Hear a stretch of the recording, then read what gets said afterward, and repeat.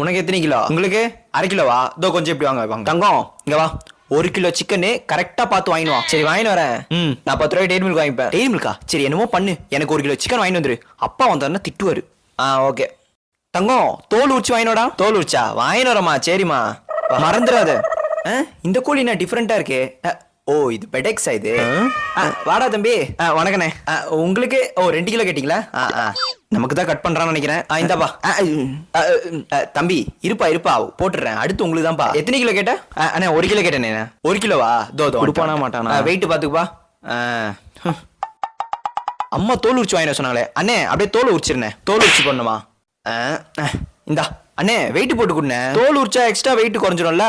தம்பி இப்ப வாங்கிப்பியா மாட்டியா? இல்லண்ணே வேணாம், நான் வேற கல்ல போய் வாங்கிக்கிறேன். வேற கல்ல வாங்கிக்கிறியா? சரிப்பா நீ போய் வாங்கிக்கப்பா வேற கல்ல. இந்த தெருல இருக்க மொத்த கடை என் கடை தான். எனக்கு கொடு பாய். நீ வாங்கிக்கிறியா?